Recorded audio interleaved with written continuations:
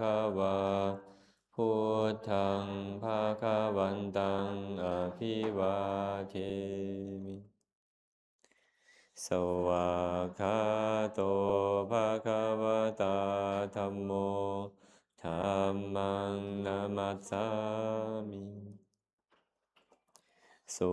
ปฏิปันโนภะคะวะโตสาวกสังโฆสังฆังนะมามิ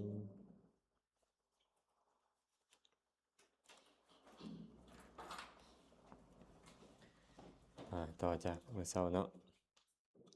เมื่อเช้านี้เราเห็นเวทนาติกะแม่นบ่ว่าในเรื่องของธรรมที่เป็นไปพร้อมกับเวทนา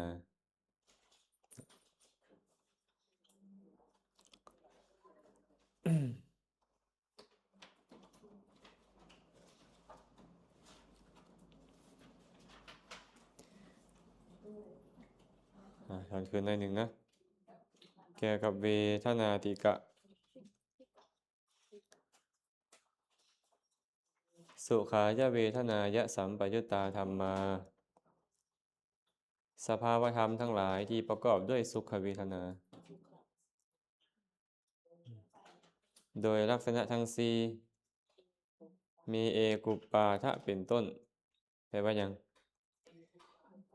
เกิดขึ้นพร้อมกันดับไปพร้อมกันมีอารมณ์เดียวกันและมีวัตถุเดียวกันนี่เรียกว่าสัมปยุตสัมปยุตนี่คือลักษณะของเจตสิกนั่นเองเนาะสัมปยุตเพื่อนเลยบอกว่าธรรมทั้งหลายที่สัมปยุตกับสุขเวทนาก็หมายถึงเกิดขึ้นพร้อมกับสุขเวทนาดับไปพร้อมกับสุขเวทนามีอารมณ์เดียวกันกับสุขเวทนาและมีที่ตั้งอาศัยเดียวกันกับสุขเวทนาเรานี้เอิ้นว่า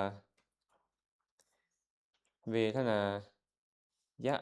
สุขายะเวทนายะสัมปยุตตาธรรมาทุกขายะเวทนายะสัมปยุตตาธรรมาสภาวธรรมทั้งหลายที่ประกอบกับทุกขเวทนาโดยลักษณะทั้งสี่มีเอกุปปาทะเป็นต้นคือกันนะทุกขามาสุขายะเวทนายะสัมปยุตตาธรรมาสภาวธรรมทั้งหลายที่ประกอบด้วยอุเบกขาเวทนาที่ประกอบกับอุเบกขาเวทนาเซิงบ่แม่นทุกข์บ่แม่นสุขโดยลักษณะสี่มีเอกุปปาทะเป็นต้นแสดงว่าธรรมที่ประกอบรวมกับเวทนาก็ต้องตัดเวทนาออกไปบ่เอาเวทนาเอาแต่ธรรมที่เกิดรวมกับเวทนานั้นมีบ่จิตดวงใดที่บ่ประกอบกับเวทนามีบ่มีบ่ประกอบกับสุขกับประกอบกับทุกข์บ่ประกอบกับทุกข์กับประกอบกับอุเบกขาแม่นบ่ฉะนั้นเพื่อนเลยเอาสุขทุกข์และอุเบกขาโดยแบ่งเวทนาเป็นสามเราเรียนมาแล้วเวทนานี่มีสามหรือห้าเนาะถ้าหากว่ารวมๆสุขกายสุขใจเข้าน้ำกันก็เอิ้นว่าสุขเวทนา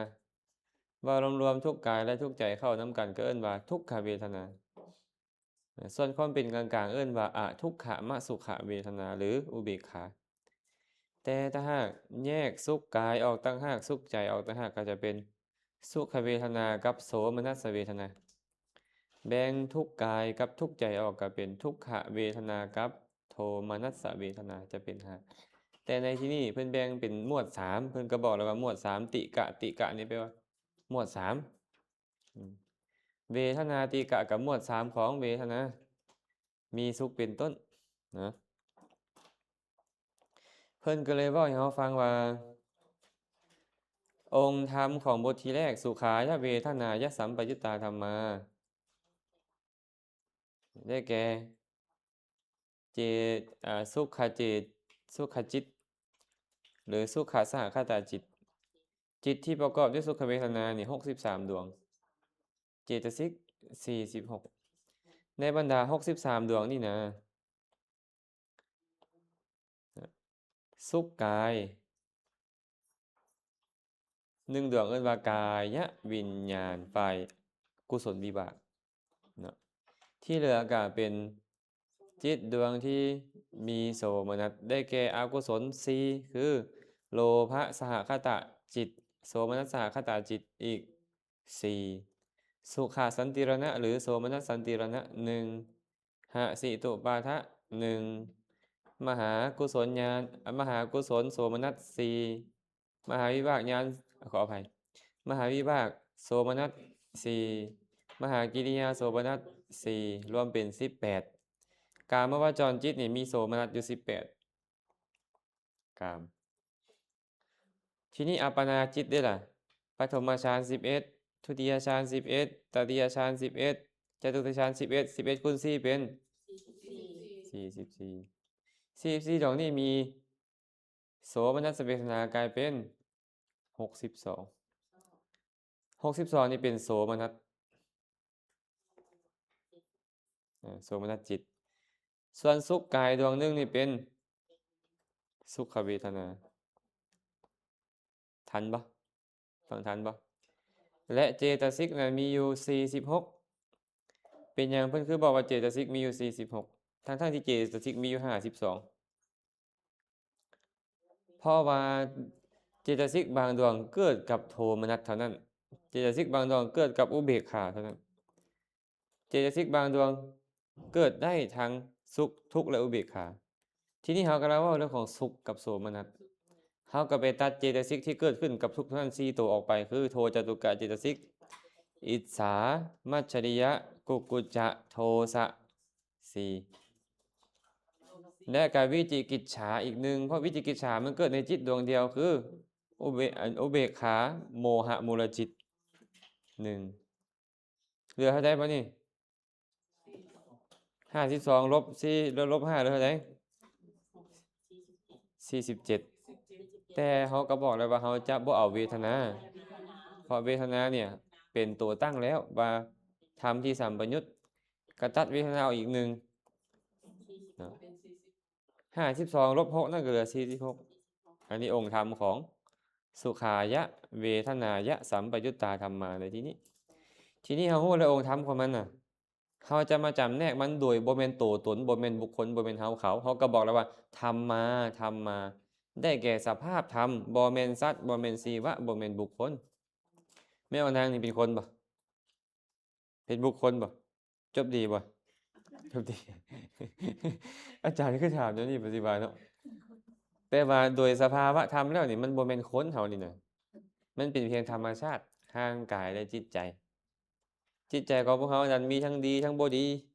เห็นบ่แต่เพิ่นจะเอาแต่ตอนที่เป็นสุขเดี๋ยวนี้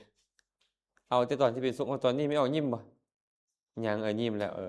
เอาตอนนี้แหละตอนที่เป็นสุขนี่มันมีสัจจะหยังเกิดขึ้นเอามาขันธ์เว้าโดยรวมๆที่จิตทั้งหมดกับเจตสิกมันจะได้ขันธ์4คือหยังเวทนาสัญญาสังและวิญญาณในเมื่อเขาเอาวิญญาณมาเป็นในเมื่อเขาเอาเวทนามาเป็นตัวตั้งแล้วเป็นบ่เวทนาสัญญาสังขารนี่เป็นเจตสิกขันธ์3แต่เมื่อเวทนานี่เขาเอามาเป็นตัวตั้งแล้วเขาก็เลยบ่เอามันขันธ์ก็เลยได้แค่ขันธ์3คือสัญญาขันธ์สังขารขันธ์และวิญญาณขันธ์อย่าลืมเด้อสัมปยุตตธรรมมีแต่4อย่างสัมปยุตตธรรมเวทนาสัญญาสังขารและวิญญาณหรือเอิ้นว่ามีแต่จิตกับเจแต่สิกสัมปยุตตธรรมนี่บ่มีแนวอื่นได้บ่มีแนวอื่นเนาะเพิ่นเลยบอกว่าได้ขันธ์3เด้อเว้นเวทนาไปสัญญาเจตสิกเป็นสัญญาขันธ์เจตสิกที่เหลือ45เป็นสังขารขันธ์ส่วนจิตที่สหรคตด้วยสุขและโสมนัสทั้งหมด63ดวงนี่เป็นวิญญาณขันธ์ตัวจิตนี่เป็นวิญญาณขันธ์พวกตั้งอาจจะเคยฟังมาแต่บนใดบนหนึ่งก็ตามว่าจิตมโนวิญญาณคนละอันพวกตั้งอาจจะเคยคิดแบบนั้นก็ตามแต่ว่าจิตมโนวิญญาณอันเดียวกันเด้อจิตคิดใจฮู้หรือคิดวิญญาณ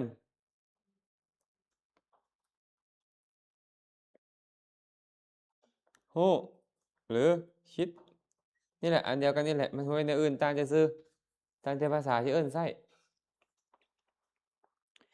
จิตตังมโนวิญญาณังเอโกวะสภาวะโตเป็นอันเดียวกันโดยสภาวะเพิ่นว่าจิตมโนวิญญาณต่างแต่ชื่อแต่เป็นอันเดียวกันจิตตังก็คิดใจก็ฮู้หรือคิดวิญญาณก็ฮู้หรือคิดนั่นแหละมันบ่ได้แตกต่างหยังกันฮู้กับคิดต่างกันเนาะอาจารย์ บ่ต่างเป็นอันเดียวกันแม่นอันเดียวกันแต่ฮู้มันมีหลายระดับฮู้แบบสัญญาฮู้แบบวิญญาณฮู้แบบปัญญามันมีหลายระดับเนาะ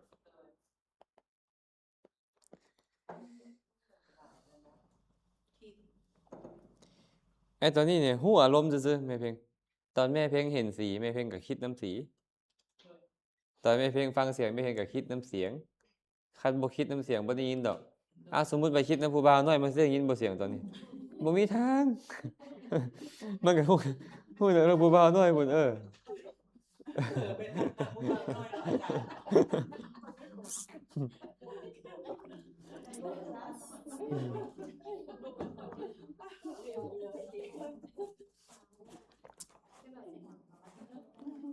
เนาะอาจารย์ ใส่แม่ออกบี้ซื่อดอกแม่ออกบี้กำลังเฮิร์ตเนาะออกบี้เนาะ แม่นเขาด้วยว่าแม่ของพี่สิคืออยู่คิดนะ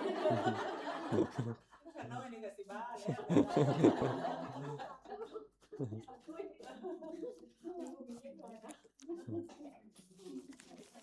บอกก็คืออยู่ใดคือแบบโอ้เขาคืองามแท้เป็นตาหักแท้ตาแพงแท้มีความ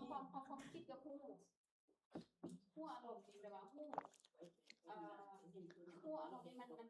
มันจะกว้างกว่าความคิดว่าอาจารย์มันจะผู้หลายกว่าความคิด ต้องคิดกับผู้ แล้วแต่เขาสิสื่อสารเขาอยากสื่อสารหยังแล้วแต่เขาจะสื่อสารเนาะเขาอยากสื่อสารอีหยังตอนนี้เห็นอาจารย์บ่เห็นเอิ้นว่าฮู้บ่แต่เห็นบ่ว่าบ่เที่ยงเป็นทุกข์เป็นอนัตตาบ่เห็นมันบ่ฮู้ดอกว่าเป็นทุกข์เป็นอนัตตาอีหยังตอนนี้แม่นบ่แล้วความฮู้ว่าบ่เที่ยงเป็นทุกข์เป็นอนัตตาเอิ้นว่าฮู้บ่ก็ฮู้แต่ว่าฮู้คนละแบบเนาะเวทนานี่ฮู้อารมณ์บ่เวทนาหรือเสวยอารมณ์ก็ฮู้โดยอาการเสวยนั่นแหละผัสสะนี่ฮู้อารมณ์บ่ผัสสะก็ฮู้โดยอาการกระทบนั่นแหละเจตนานี่ฮู้อารมณ์บ่ก็ฮู้โดยการจงใจนั่นมันบ่มีนะนามธรรมที่บ่ฮู้อารมณ์นี่นะเพิ่นจึงเอิ้นว่ามันนามย่อนน้อมไปในอารมณ์คือน้อมไปฮู้อารมณ์จะเอิ้นมันว่านามหั้นนะต่างกันแต่ว่าฮู้แบบลักษณะใดซื่อๆแล้วแต่เฮาสิสื่อสารเจ้าอยากสื่อสารหยังคือเพิ่นว่าละเห็นแจ้งตามความเป็นจริงอยากสื่อสารหยังว่าเห็นแจ้งอะนะฮู้แจ้งฮู้แจ้งแล้วแต่สิสื่อสารเนาะอาตมาเห็นไอ้จั่วๆหนึ่งตอนอยู่กับอาตมาตอนนั้นน่ะห้องอันว่อนสอนหนังสือนะอาตมาจะเอาพระไตรปิฎกไปไว้เนาะแล้วก็มีรูปอัลบัมของอันธรรมะธรรมะบางอันเขาเอารูปประกอบเนาะอาตมาได้ยินเสียงเขาแก๊กอีกก็ย่างๆไปจ้องเจ้าเฮ็ดหยังเบิ่งรูปอาจารย์เพิ่นว่าเพิ่นนั่งเบิ่งก็ยิ้มเราอินกับพวกรูปแต้มเราไปร้อยแต้มรูปอาจารย์มักอันโดนได้ร้อยเราค่อยๆเฮ็ดในเวลาว่างเราก็ไปแต้มก็เอาไว้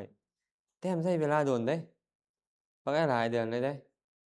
เอาแต้มน่ะแล้วแต้มออกมาก็คืออยู่เดะแล้วแต้มออกมาคืออยู่แต่เรามักอะนะเราอินจินตนาการจินตนาการแล้วก็นั่งยิ้ม เออบ่คันว่าส่งเสริมหน่อยหนึงแม่นเราเก่งเลยเราเก่งเลยเนาะ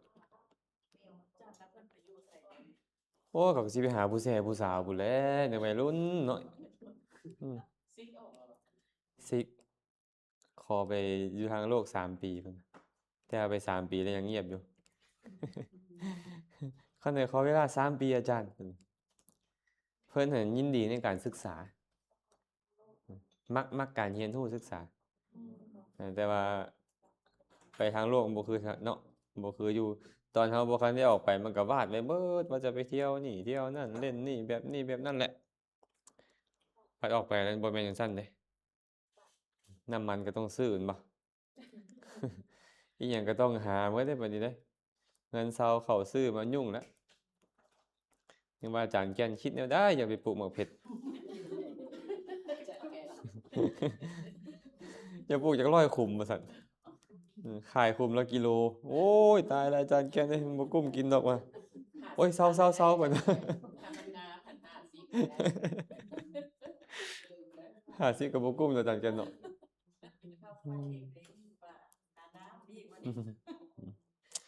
อันค่าอันอื่นยังใครดอกค่าผ้าอ้อมลูกนี่นะมันยุ่งเนาะอาจารย์แก่นมาต่อเนาะเฮาส่งเคราะห์ด้วยอายตนะเฮาก็ฮู้แล้วว่าอายตนะมี12ถูกบ่อายตนะ12นั่นเป็นรูปไปแล้ว10แม่นออก4ใบ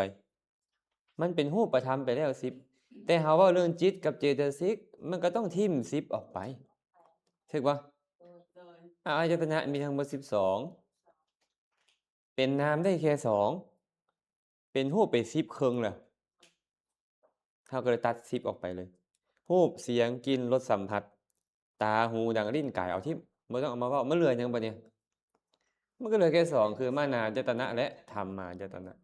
เมื่อมานายตนะมันเป็นจิตก็ตัวจิตก็จะเอิ้นว่ามานายตนะตัวเจตสิกมันเป็นหยังล่ะเว้นจากมานายตนะแล้วก็มีแต่ธัมมายตนะมันบ่น่าจะได้คิดยากอีหยังใดแต่แม่หมนนะเฮ็ดคือยากซื่อๆ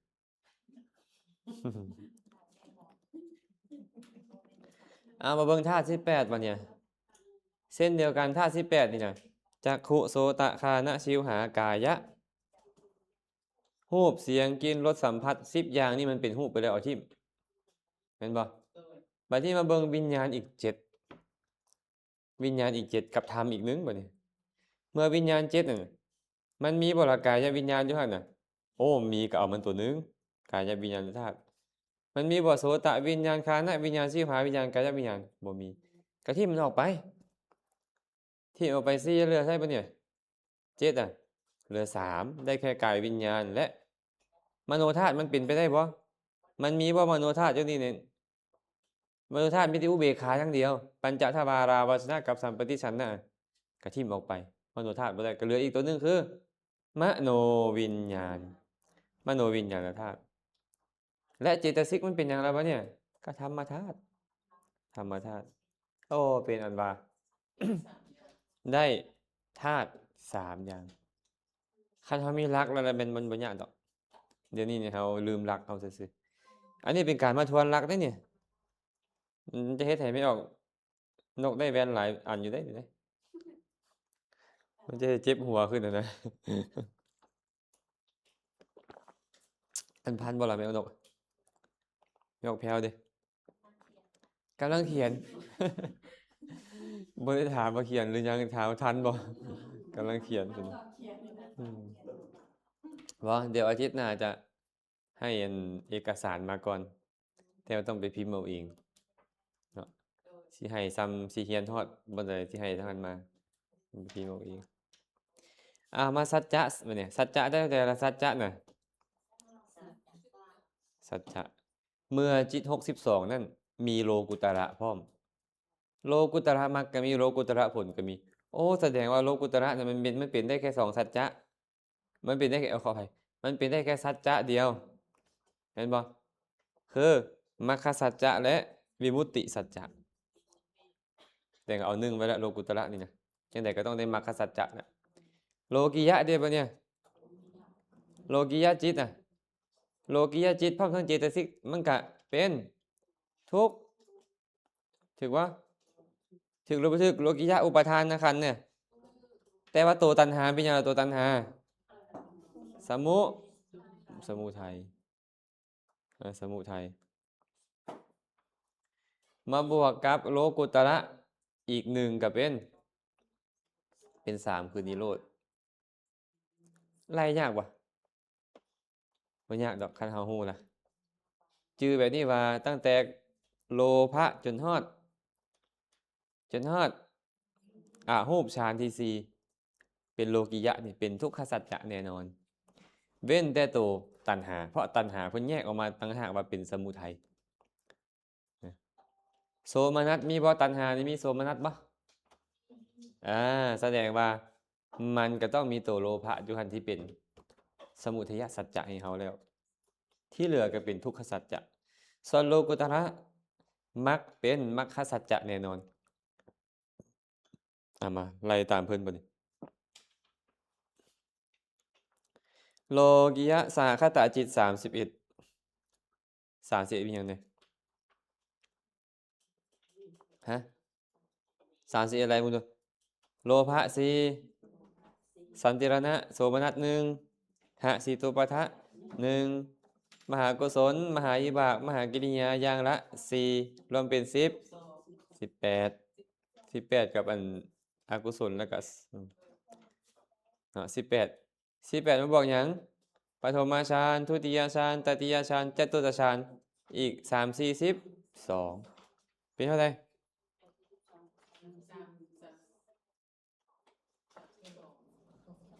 เอาครับนี่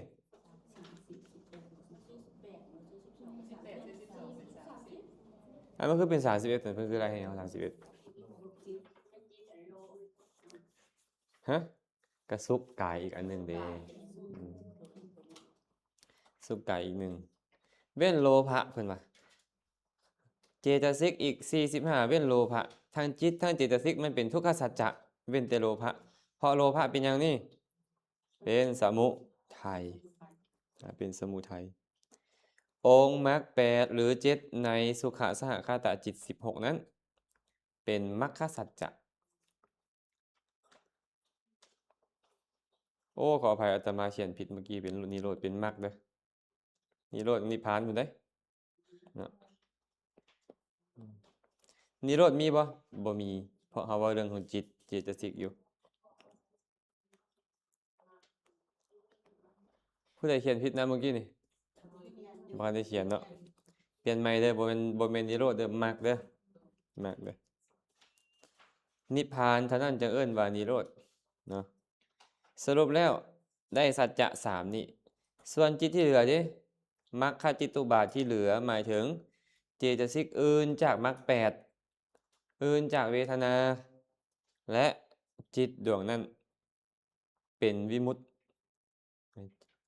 มรรคสัจจะวิมุตติแปลว่าบ่แม่นทางทุกข์เหตุเกิดทุกข์เหตุดับทุกข์และทางดับทุกข์และผลจิตตุบาททั้งหมดผลจิตนี่มันบ่แม่นสัจจะมีอยู่จริงบ่มีอยู่จริงบ่เป็นปรมัตถ์บ่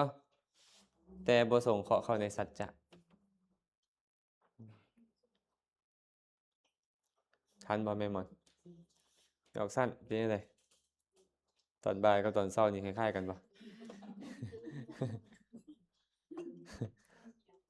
หรือว่าคนเดิม เพิ่มเติมคือง่วงบ่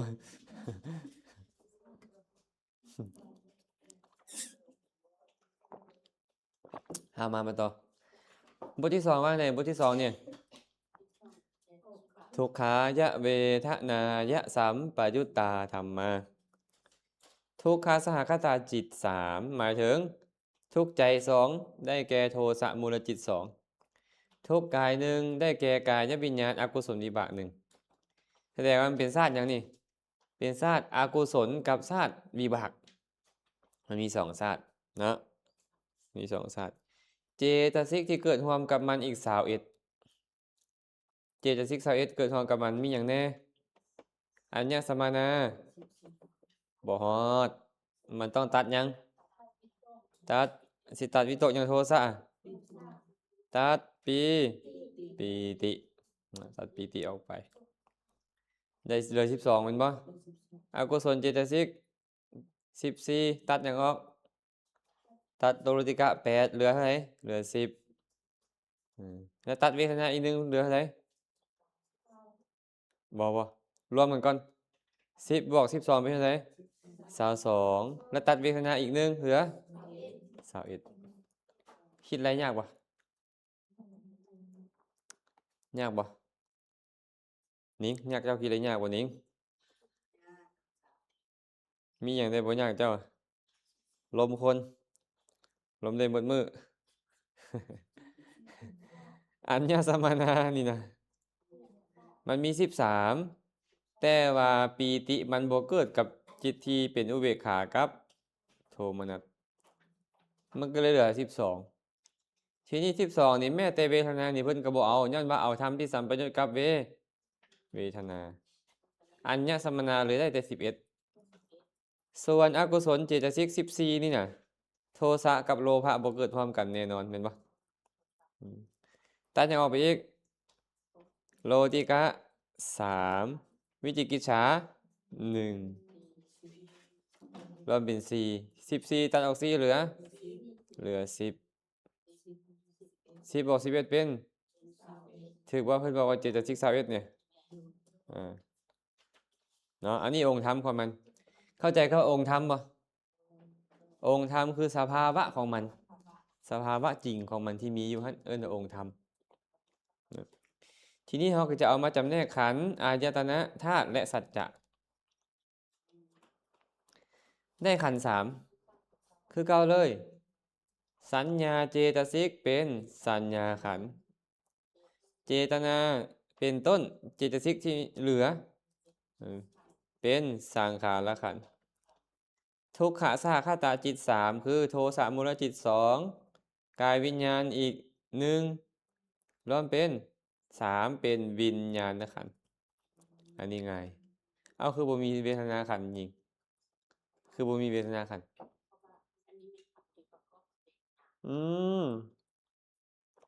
อย่าลืมในเฮาบ่ได้เรียนเรื่องเวทนา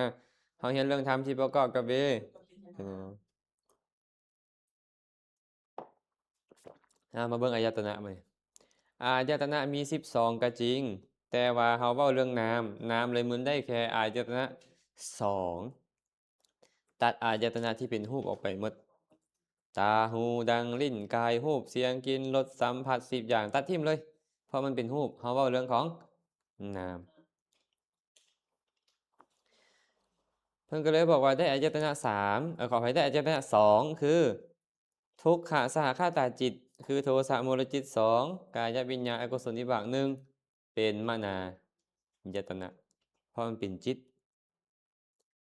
เจตสิก21เป็นธรรมายตนะยากวะอย่าคิดเห็นมันยากไหมคิดเห็นมันง่ายๆไหม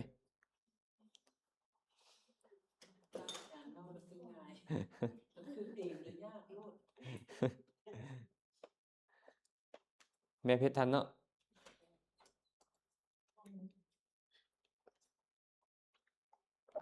แม่ผมนี่ผ่านเลยอะเอาธาตุ13ธาตุ3บัดนี้ธาตุมี18แต่ได้3เพราะหยังเพราะว่า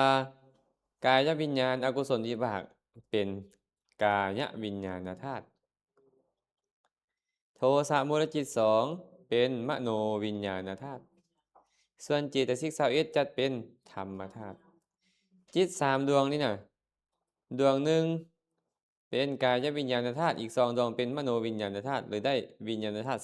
2ส่วนเจตสิกได้ธรรมธาตุส่วนทุกขสหคตาจิตว่าเรื่องของสัจจะเป็นทุกขสัจจะอย่างเดียวกายวิญญาณก็เป็นทุกขสัจจะโทสะมูลจิต2ก็เป็นทุกขสัจจะ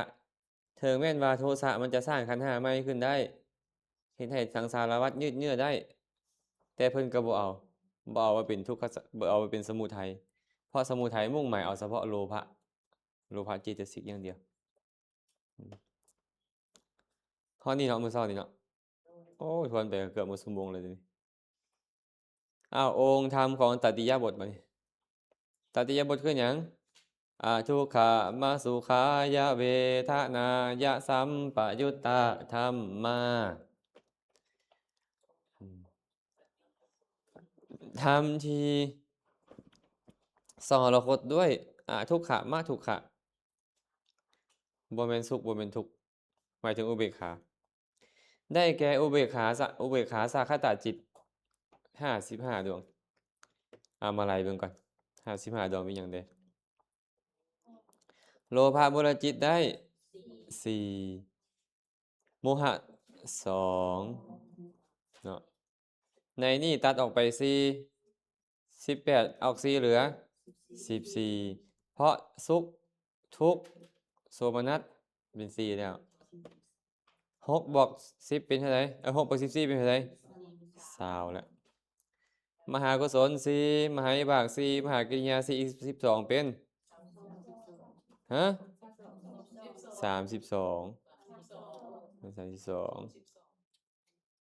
ปัญจมาฌาน11เป็นเท่าไหร่ฮะ43บวกอาหูปอีก12เป็นเท่าไหร่55นี่แหละ55ดวงนี้สรคตด้วยอุเบกขา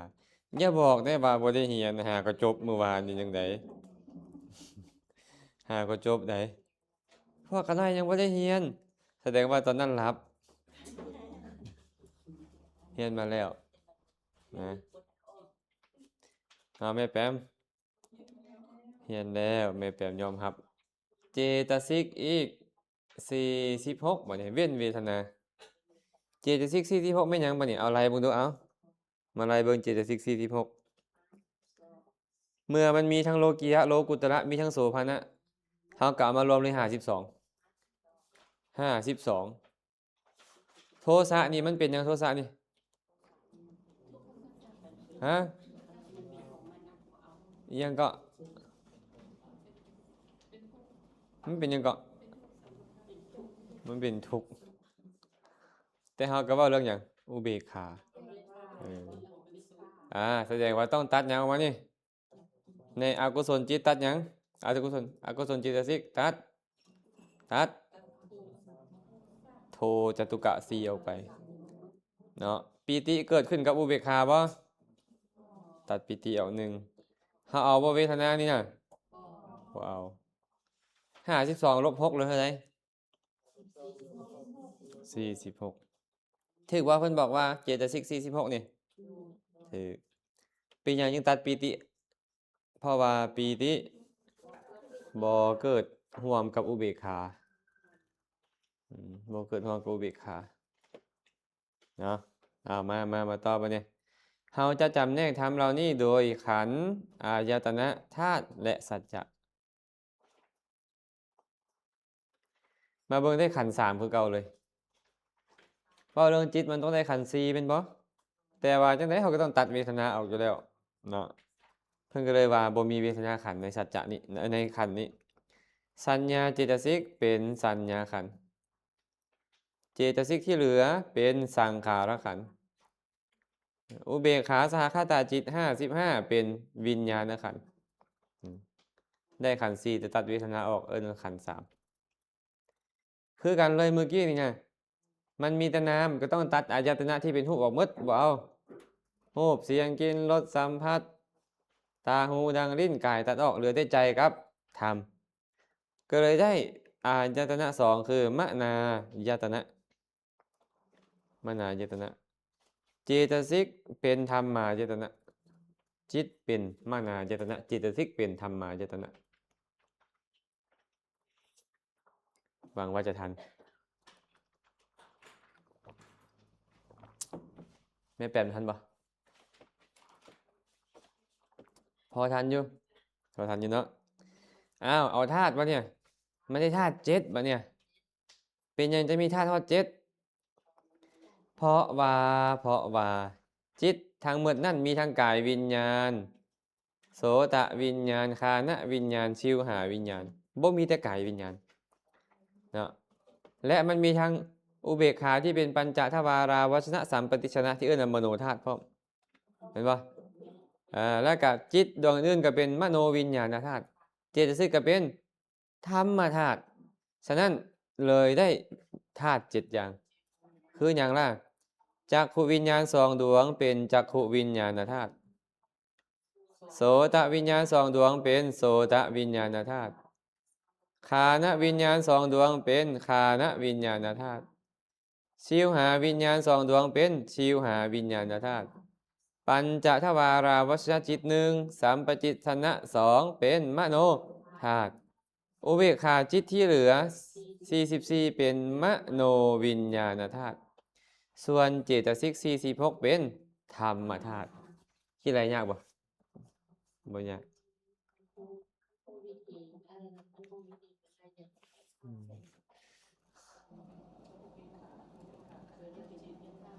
ยังไงไม่ออกพี่เป็นยังไงเข้าใจอยู่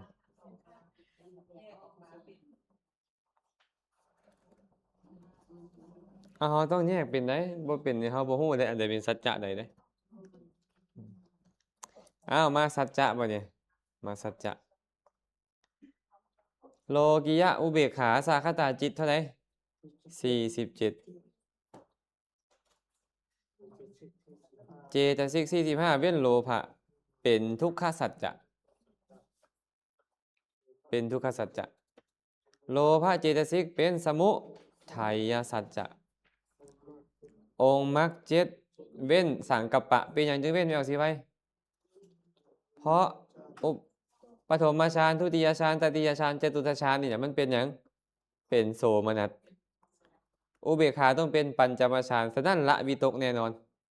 แม่นบ่เพิ่นก็เลยบอกเว้นสังกัปปะเว้นสัมมาสังกัปปะก็ได้7ที่เกิดในอุเบกขาสาคตจิต4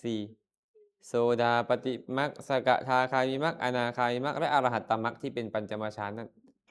เนาะเป็นมรรคสัจจะเป็นมรรคสัจจะมรรคจิตุบาทที่เหลือ26เป็นยังจะเหลือ26เอาเจตสิกเหลือเท่าใดในปัญจมฌานเหลือเท่าใดนี่33ลบยังออกไปลบ7เหลือเท่าไหร่เหลือ36ลบเวทนาอีก1เป็น35บวกจิตเข้าไป1เป็นนั่นแหละเพื่อนเลยบอกว่า26บ่เป็น36เด้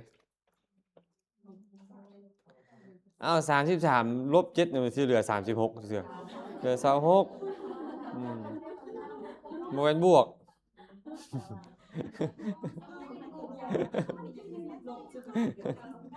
33ลบ7เหลือ36บ่ซั่นว้ามันเป็นตาขาดทื่นเด้อเว้ย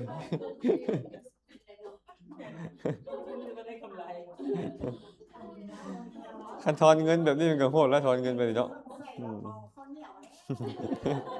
เมาข้าวเหนียว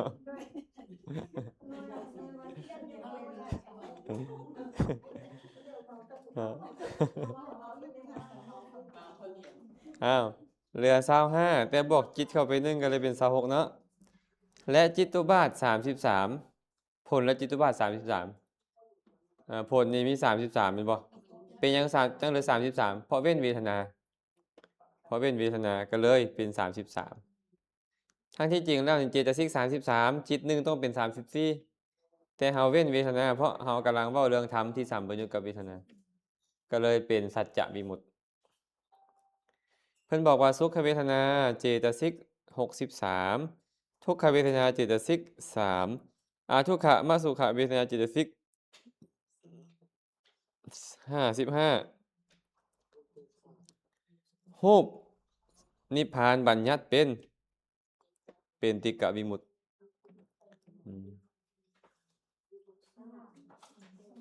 มาจะใส่สุขเวทนาเจตสิก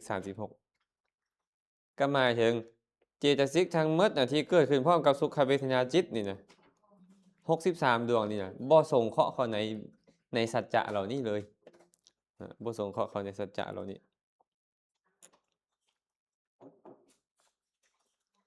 เพราะเหตุใดเพราะเพิ่นเว้าเรื่องของอุเบกขาอยู่เพิ่นจะเอาโทมนัสมาเว้าเฮ็ดหยังพอท่านจิตเพราะนั่นก็เลยบ่ส่งเคราะห์เข้าในองค์ตัวนี้เอิ้นว่าติกะวิมุตติ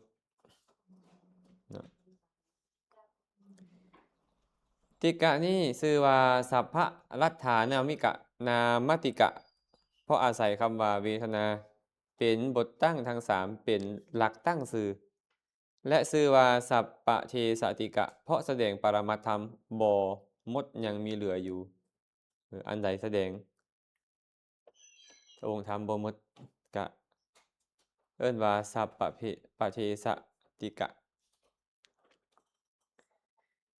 อันนี้เพิ่นอธิบายเพิ่ม แต่อาตมาบ่อธิบายเด้อเพราะว่าพวกเราได้เอาคำอธิบายนี้ไปอธิบายไว้เรียบร้อยแล้ว ตอนที่อธิบายครับว่าเหตุผลเป็นหยังคือเจตสิกตัวนี้ต้องเว้นเหตุผลแต่ว่าผู้ไปอ่านน่ะไปอ่านคืนได้ แต่ว่าอ่านแล้วจะสับสนตื้อบ่อีกเรื่องหนึง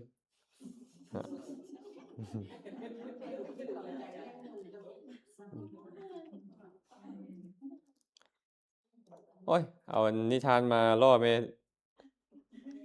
ออกจักหน่อยหนึงก่อน ฟังนิทานได้เนาะ สิง่วง ก่อนจะไปเห็นวิปากาติกะนี่มาฟังนิทานหน่อยหนึงเว้าเรื่องของมัทธกุณฑลีพวกไม่ออกฟังหลายแล้วแหละ แต่ว่าก็ฟังให้จืดนำกัน ฟังเรื่องราวของเราเอามาวิเคราะห์ วิเคราะห์ว่าเรื่องราวนี่มันเป็นผลเป็นทรงเคราะห์ก่อนในธรรมชาติที่เราก็เรียนนี่แนวใดเนาะพระพุทธเจ้าเริ่มต้นด้วยคาถาว่ามโนปุพังขมาธัมมาเนาะด้วย2คาถาตัดปรารภเรื่องของมัทธกุณฑลี ได้ยินว่าในเมืองสาวัตถีมีพราหมณ์คนหนึ่งชื่อว่าอาทินนะปุพพกะชื่อของเราเนี่ยอาทินนะปุพพกะ ผู้บ่เคยให้อีหยังแก้ไขมาก่อนเลยป้าทุกคนแบบนี้ก็มีในโลกอันนี้ พระเจ้าซื้อลูกเขาแบบนี้จ้ะอาทินนะปุพพกะบ่เคยให้ผู้ใดมาก่อนโอ้แสดงว่าขี้ที่เหนียวแน่นหลายนะพราหมณ์ผู้นั้นบ่เคยให้สิ่งใดๆแก้ไขเลยเพราะเหตุนั้นคนทั้งหลายจึงฮู้จักชื่อแล้วว่าอาทินนะปุพพกะเรามีลูกชายอยู่คนเดียว เป็นที่ฮักที่พอใจฮักหลายได้ฮักลูกนี่ก็ได้ ต่อมาเราอยากเฮ็ดเครื่องประดับให้แก่ลูกชายนั่นก็เลยคิดว่าหากเขาให้สร้างทองคำเฮ็ดขึ้นเนี่ยก็จะต้องได้จ่ายค่าจ้าง แล้วจึงตีคำด้วยตนเอง เอามาตีเองเลยคำก็ได้เฮ็ดตุ้มหูเกี้ยงๆงามๆให้ลูกชายเฮ็ดตุ้มหูเหมือนที่เป็นลิงวินลาก็เฮ็ดบ่เป็นเด้ได้เฮ็ดตุ้มหูเกี้ยงเพราะเหตุนั้นลูกชายเราจึงชื่อว่ามัทธกุณฑลีเท้าตุ้มหูเกี้ยงอาศัยตุ้มหูเราก็เลยตั้งชื่อเราชื่อเราได้ไม่ออกนกมัทธกุณฑลีตุ้มหูเกี้ยงกะสิแม่นตุ้มหูกลมๆอะนะกลมๆนั่นแหละตุ้มหูเกี้ยงเมื่อลูกชายอายุได้16ปีก็เกิดเป็นโรคผิวโรคผอมเหลืองโรคบีซ่านคล้ายๆสิเป็นโรคป้างกินเลือดอีหยังเป็นต้นนั่นแหละสมัยก่อนเนาะมารดาของเราแนมเบิ่งลูกแล้วกล่าวว่าพราหมณ์เอ้ยโรคเกิดขึ้นแก่ลูกชายเจ้าแล้วจงหาหมอมารักษาเราเถิดเมียก็อีตนลูกเฒ่าเอ้ยไปหาหมอมารักษาได้ทอนผัวตอบว่านางผู้เจริญหากเขาเอาหมอยามาก็ต้องจ่ายค่าจ้างเจ้าบ่เห็นบ่ความสูญเสียทรัพย์ของเขานะเบิ่งดูไอ้ความขี้ทีนะสิไปจ้างหมอมาปัวลูกก็ย่านสิเสียค่าจ้างนางก็เลยถามว่าพราหมณ์ถ้าเช่นนั้นเจ้าจะเฮ็ดแนวใดกับเราพราหมณ์ก็เลยตอบว่าเฮาจะเฮ็ดโดยวิธีที่ทรัพย์ของเฮาจะบ่สูญเสียนะค่อยจะหาวิธีบ่ให้เสียเงินกันแล้วกันนะพราหมณ์นั่นจึงไปหาหมอพวกหมอยาและก็ถามว่าพวกทานใช้ยาหยังรักษาโรคสูนี้พวกเจ้าเอายาหยังปัวคนเป็นโรคอันนี้นะเนาะทีนี้พวกหมอยาก็เลยบอกว่าเอาเปลือกหมากไม้เอาเปลือกต้นไม้อันนั้นเอารากต้นไม้อันนี้ก็เว้าไปตามยาพื้นเมืองสมัยก่อนเนาะแล้วเอามาต้มหมอยาก็เว้าไปตามที่ตัวเองนึกได้พราหมณ์นั่นก็ไปนำเปลือกไม้มาปรุงยารักษาลูกชายเมื่อลางเฮ็ดอยู่แบบนั้นโรคของลูกชายกำเริบขึ้นจนถึงขั้นรักษาบ่ได้แนวตัวเองบ่แม่นหมอก็บ่ฮู้ว่าต้องกินซ้ำใดต้องเพิ่มอีหยังซ้ำใดฮู้แต่ว่าเอายาอันนั้นมาปัวเอายาอันนี้มาปัวระวังได้พวกเฮาก็ได้ผู้ใดก็อาจารย์ยาอันนี้ดีก็ได้กินมาแล้วเพิ่นว่าผู้นั้นก็ยาอันนี้ดีก็ได้กินมาแล้วอาจจะบ่ถูกทาสกันก็ได้เนาะบางเทื่อเนาะอาจารย์กินใบหญ้าคิวแม่ผู้ละคนก็ได้บ่แม่นแต่กินไม่ออกเอ้ยอาตมาทั้งย่ำทั้งปั่นคั่นเอามาทั้งต้มอาตมากินมาหมดแล้วพวกนี้น่ะแต่ว่าก็ได้ช่วงนั้นแหละกินมาหมดแล้วใบเขาเอิ้นใบสาบเสือเนาะบ้านอาตมาก็เอิ้นใบหญ้าคิ้วหญ้าฝรั่งหั้นนะอันนี้คือการนี่เพิ่นบ่แม่นหมอนี่เพิ่นก็บ่ฮู้ว่าขนาดในการกินลูกชายเพิ่นก็เลยรักษาบ่ได้ พราหมณ์รู้อาการว่าลูกชายของตัวเองเนี่ยหุ่นแหงแล้วจึงได้ไปหาหมอมา หมอยานั่นมาเบิงแหนมและก็กล่าวว่าพวกข้าพเจ้ามีธุระอย่างหนึ่งท่านจงเอิ้นหมอยาคนอื่นมารักษาเถิดอันนี้เป็นการเลี่ยงของหมอว่ารักษาบ่ได้แล้ว จะบอกว่าข้อยรักษาบ่ได้มันเสียชื่อหมอก็มีแต่บอกโอ้ข้อยมีเวียกมีธุระเด้อข้อยบ่สะดวกมารักษา แต่ว่าพราหมณ์เราก็ฉลาดอยู่หั่นน่ะลูกเรานี่คือสิบ่รอดแล้วคือสิบ่รอดแล้ว พราหมณ์รู้ว่าเวลาตายของลูกใกล้เข้ามาแล้ว แต่ด้วยความที่ตัวเองเป็นคนขี้ถี่ก็ยังว่าเลยคิดว่าคนทั้งหลายมาเยี่ยมลูกเรานี่นะจะเห็นทรัพย์สมบัติภายในเรือนของเราเอาละเราจะเอาลูกไปไว้นอกเรือนพุ่นนะความขี้ถี่หั้นน่ะญาติพี่น้องมาเยี่ยมแล้วย้านสิเห็นเออก็เลยเอาไปไว้เสียภาษาบ้านเราเอิ้นว่าเสียเนาะภาษาในเวียงเอิ้นว่าเสียบ่เสียนั่นแหละเนาะระเบียงเรือนในวันนั้นแหละพระผู้มีพระภาคเจ้าทรงเสด็จลุกขึ้นจากบรรทมแล้วเข้าพระมหากรุณาสมาบัติใครแต่พระพุทธเจ้าแผ่ข่ายพยานไปมหากรุณาธิคุณของเพิ่นเนาะในเวลาใกล้จะสว่าง เพื่อทรงเล็งเบิงเวนยสัตว์ผู้ที่มีบุญญาธิการ ในพระพุทธเจ้าองค์ก่อนๆผู้ใดผู้หนึ่งเคยเฮ็ดบุญมาน้อยหนึงก็ตามในศาสนาของพระพุทธเจ้าองค์ก่อนเนี่ยที่พอที่เราจะได้อนุเคราะห์ให้ถึงพระพุทธพระธรรมพระสงฆ์เป็นที่พึ่งบ่ให้ได้รักษาศีลบ่ให้ได้ฟังธรรมให้ได้บรรลุธรรมได้ออกบวชบ่หรือแม้แต่ได้เห็นเฮาแล้วไปสวรรค์เพิ่นก็จะไปอนุเคราะห์มื้อนั้นทรงกวดเบิงด้วยพุทธจักขุแล้วทรงแผ่คายพญานสัพพัญญุตญาณไปตลอดหมื่นจักรวาลมัทธกุณฑลีมานพได้เข้าไปในคายพญานของพระองค์นั้นองค์นี้เข้าไปในคายพญานในลักษณะที่นอนอยู่ระเบียงภายนอกเรือนสมัยนั้นพระศาสดาทรงเห็นเขาแล้วทรงรู้ว่าเขาถูกนำออกมาจากภายในเรือนให้นอนอยู่ระเบียงจึงทรงพิจารณาว่าการที่เขาไปในที่นี้จะมีประโยชน์อย่างหนอค่อยไปได้ประโยชน์บ่เมื่อทรงพิจารณาก็เห็นเหตุการณ์นี้ว่ามานพนี้มีใจเริ่มใสแล้วจะตายไปเกิดในสวรรค์มีวิมานสูง30โยชน์โยชน์หนึ่ง16กิโลคิดเอาเด้อ30โยชน์เด้อมีวิมานสูง30โยชน์ในสวรรค์สั้นดาวดึงส์มีนางอัปสรอีก 1,000 เป็นบริวารส่วนพราหมณ์ผู้เป็นบิดาเมื่อชาปนกิจศพเขาแล้วจะเที่ยวห้องไห้อยู่ป่าซ่าเทพบุตรตนนี้จะกวดเบิ่งอัตภาพของตนอันมีประมาณ3คาวุธประดับประดาด้วยเครื่องอลังการอันมีน้ำหนักเท่ากับตางเกียน60เล่มเครื่องประดับเราหั่นน่ะต้องได้ใช้เกียน60เล่มมาตางเครื่องประดับเราหั่นน่ะและมีนางอัปสร 1,000 เป็นบริวารเฮาได้สมบัติอันสง่างามก็เพราะกรรมอันใดพิจารณาเห็นแบบนั้นแล้วก็จะไปอนุเคราะห์พอของเราเนาะอันนี้อาตมาจะขอผ่านไปในขณะนั้นแหละพระผู้มีพระภาคเจ้าฮู้ไปนั้นแล้วก็ได้นุ่งสบงทรงจีวรเฮ็ดสรีระห่างกายก็หมายความว่าอาบน้ำเช็ดโตวบ่เข้าห้องน้ำเรียบร้อยเตรียมไปบิณฑบาตมีหมู่ภิกษุสงฆ์หมู่ใหญ่เป็นบริวารเสด็จเข้าไปบิณฑบาตในเมืองสาวัตถีและได้เสด็จไปถึงประตูเรือนของพราหมณ์นั่นตามลำดับเพิ่นก็ไปฮอดเรือนของพราหมณ์ในขณะนั้นเองมัทธกุณฑลีปิ้นหน้าเข้าไปในเรือนพระศาสดาทรงฮู้ว่าเขาบ่อาจจะเห็นพระองค์ได้แหงสิพลิกตัวก็ยังบ่มีแล้วแหงสิยกแขนก็บ่มีแล้วเพราะไม่ออกก็คงจะเคยไปเยี่ยมเนาะคนป่วยเนาะบางคนก็บ่มีเหือบ่มีแรงอิหยังแม่นบ่ในคนใกล้ตายจึงทรงปล่อยพระสัพพันนรังสีปล่อยรัศมีประมาณวาหนึ่งนั้นออกไปพระพุทธเจ้าเวลาเพิ่นปล่อยเปล่งสัพพันนรังสีก็จะหุงวาบขึ้นนะมานพนั่นคิดว่าแสงสว่างนี่อีหยังหนอจึงเปลี่ยนท่าพลิกตัวนอนแล้วหันไปหาพระศาสดาเห็นแสงวาบอันหนึ่งก็เลยพลิกตัวกลับมาแม่มอน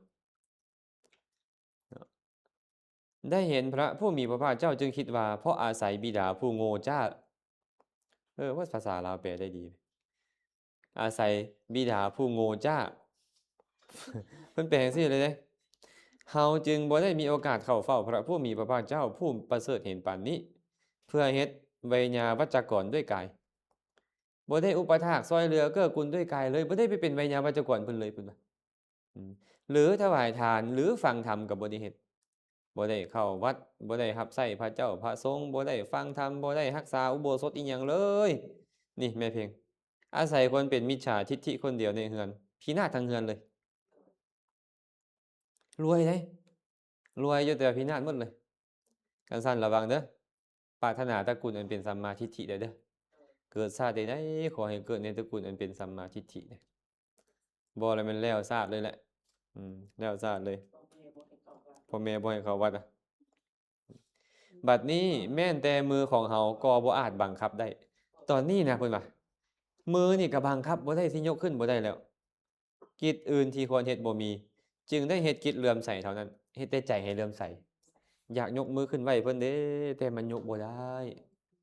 มันหมดแรงแล้ว มีมือตอนมือดีบ่ยอมเฮ็ด ตอนตีนดีขาดีบ่ยอมเฮ็ด บ่แม่นเราบ่ยอมเฮ็ดเด้ที่แท้แล้วคือเราบ่ได้กัลยาณมิตรย้อนว่าพบปะปะมิตรคือพ่อของตัวเอง พินาศเบิดพ่อก็บ่ให้ไปวัดบ่ให้ไปว่าบ่ให้เฮ็ดหยังบ่ให้คบนักปราชญ์อาจารย์อิหยังจนฮอดมื้อตายเนาะจึงเฮ็ดใจให้เลื่อมใสเกิดขึ้นเท่านั้น พระศาสดาทรงดำริว่า เพียงแต่ความเลื่อมใสในจิตเท่านี้ก็พอแล้วสำหรับมนุษย์นี้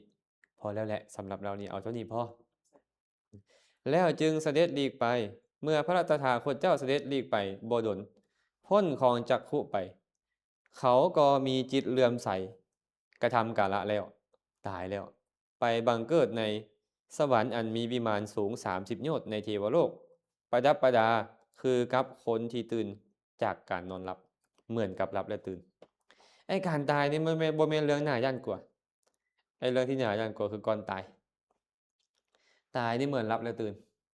เนาะคือมนุษย์คนนี้ก็ตามป่วยมาโดนแล้วแต่ว่าตายเหมือนหลับแล้วตื่น อาจารย์ก็ถามเนี่ยอันพวกที่เรียนพระเจ้าอะบ่ได้เห็นบุญอย่างว่าได้พระเนี่ยก็ได้หลายเรื่อง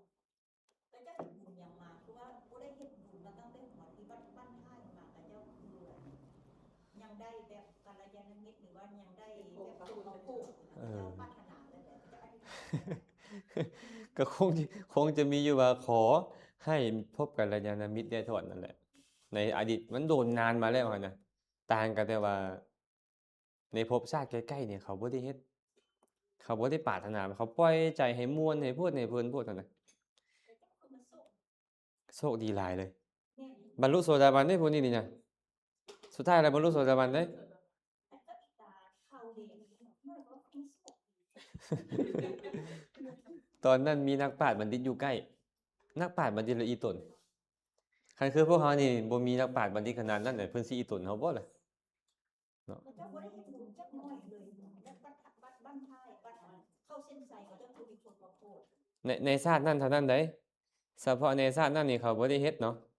แต่ว่าชาติก่อนหน้าเห็นบ่ตอนที่พระพุทธเจ้าแผ่คายพยานเพิ่นพิจารณาหยังผู้ใดที่เคยเฮ็ดบุญมาในศาสนาพุทธเจ้าองค์กร แต่ว่ามาใกล้ๆนี่เขาได้ปาปะมิตรซื่อๆแต่เขาเคยเฮ็ดมาคือพวกเขาเนี่ยเขาก็เฮ็ดอยู่ตอนนี้แม่นบ่เอาแล้วเขาอาจจะไปเกิดในยุคที่พระพุทธเจ้าบ่ทันอุบัติขึ้นเขาอาจจะไปพ้อปาปะมิตรก่อนซะมันเห็นผิดก่อนแล้วสมมุติก็พระพุทธเจ้าอุบัติขึ้นเขาก็ยังเห็นผิดอยู่คือเก่าแต่ว่าตอนใกล้ตายกุศลมูลกระตุ้นเตือนกระสุนกุศลเก่าเขานี่พระพุทธเจ้าก็ตามก็มาอนุเคราะห์พระสาวกก็มาอนุเคราะห์คือเพราะนั่นแหละจนเข้าแดงเป็นต้นนั่นแหละ อันนี้เขานี่ซื้อว่ากำลังเฮ็ดนั่นอยู่ได้นี่นะอย่างน้อยๆก็คือตอนใกล้ตายกันแล้วกันนะเนาะแต่ว่าตายบ่ยากเนาะเหมือนรับแล้วตื่นฝ่ายพราหมณ์เมื่อชาปนกิจศพลูกเรียบร้อยแล้ว ก็มีการห้องให้เป็นเบื้องหน้าอยู่ปราสาทมีแต่ไปให้บ่เนี่ยตอนนั้นลูกยังป่วยบ่ยอมรักษาขี้ที่เฮงกันน่ะอย่าให้เป็นไปนำเด้อพวกเขาก็ได้เด้อตัวเองยังสิเอาไปบ่ได้ขี้ที่น่ะ อาจารย์คณะกรรมการมันเป็นบุญของเขาจาก วางเลย ที่แบบพวกเราเจอพ่อที่คิดดีเป็นแบบ ที่เป็นบุญยังไปเจอพอคีที บาปที่บอก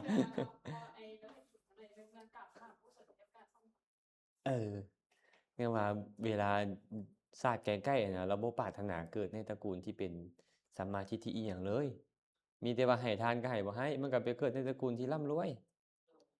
แต่ว่านี่แหละมันบ่พอกัลยาณมิตร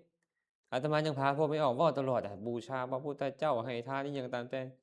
ให้ได้เกิดในประเทศสมควรพ่อกัลยาณมิตรให้มันเป็นไปเนี่ย สมาธิ แสดงว่าเขานี่ต้องเฮ็ดบุญไว้กับครูบาอาจารย์หลายๆองค์มาเพื่อองค์ท่านไปอยู่ว่าท่านเขาพ่อองค์ท่านองค์นี้เนาะ ควรเฮ็ดแบบนั้น เคยได้ยินเพิ่นเว้าบ่เพิ่นบอกว่า ฟันเหือไว้หลายลำแหทาเพิ่นว่ามาเข้าไว้แพ่บ้านเพื่อเมืองบ่แม่นบ่มีเหตุผลเด้ฟันเหือไว้หลายลำแหทาเด้อเพิ่นว่าลำหนึงใช้บ่ได้จังซี่ใช้ลำหนึงได้ มาเข้าไว้แพ่บ้านเพื่อเมืองบ้านยามตัวเองบ่มีแล้วเขาสิเอามาสู้ได้ว่าผู้เฒ่าเพิ่นเว้าไว้ดีเนาะเว้าไว้ดี ต้องพูดแล้วผู้ใดสิไปวิบากกับเป็นลูกนรกเนาะผมนึงว่าเขาต้องไปองค์พ่อองค์นึงนี่เพิ่นยังบ่พูด อ้าวสมมุติว่าองค์นี้ตกนรกซะกันจะองค์อื่นนี่นะ อยากได้เพิ่งองค์อื่นเนาะ อ้าวมันเป็นไปได้หมดเลยมันเป็นไปได้หมดเนาะมาต่อเนาะเราก็ไปให้อยู่ป่าซ่าอย่างเดียวเลยพอเรานี่ก็ไปให้อยู่ป่าซ่าไปซูมือเลยก็เอิ้นว่าลูกชายคนเดียวค่อยไปอยู่ไสเนาะลูกชายของพ่อผู้เดียวไปอยู่ไสเนาะอาตมาเคยเห็นแต่หมู่อาตมาเนี่ยตายแต่เป็นหมู่รุ่นอ้ายนิดนึงเล่นนํกันนะไปเป็นทหารเกณฑ์แล้วหลอนยานี่ก็ได้จับอากาขึ้นมาแล้วก็ฟาดเลยแหละบ่แม่นตายแต่ตัวเองมันตายแต่หมู่เห็นหมู่ก็นำคืนเขาก็ว่าเวลาเขาเว้าเขาก็บอกว่าเอายิงตัวเองตายมันสิเอาอากาจังได๋มันยิงตัวเองตายจังซี่ยิงเข้าหัวตัวเอง ไปผู้อื่นแล้วผู้อื่นยิงเรา ใช่ตัวนั่นแหละแต่ว่าเขาก็สร้างแบบนั้นขึ้นมาเพราะเราหลอนนะเราหลอนตายแล้วก็เอามาชาปนกิจศพอาตมาก็ไปเล่นเฮือนดีอาตมาก็มักเล่นไพ่อยู่แล้วอาตมาก็ได้ 2-3 มื้อบ่มื้อเฮือนก็ได้พ่อเพิ่นก็ให้โอ้ยลูกเอ้ยกำลังได้กินเหือกินแฮงเนาะลูกสิไปแบกไม้พ่อสิแบกทางกกลูกบ่ให้แบกนะลูกให้ไปแบกทางปลายนะโอ้เราว่าเป็นตาเรือใจนะเราอีหลีเด้เนาะกำลังได้กินเหือได้กินแฮงฮักแฮงฮักลูกชายนี่ให้อยู่นั่นแหละหลายมื้อหลายเว้นก็ยังเป็นแบบนี้อยู่เหล้ากอกเข้าปากแล้วก็บ่นเพ้อไปจังซี่แหละอันนี้คือกันนี่ลูกชายของพ่อผู้เดียวไปอยู่ไสน้อลูกชายของพ่อผู้เดียวไปอยู่ไสน้อทีนี้เทพบุตรตนนั้นตนใดมัทธกุณลีนี่แหละไปเกิดเป็นเทพบุตรแล้วหลังจากกวดเบิงสมบัติของตนเองแล้วก็พิจารณาว่าเฮาได้สมบัตินี้ย้อนกรรมอันใดเนาะ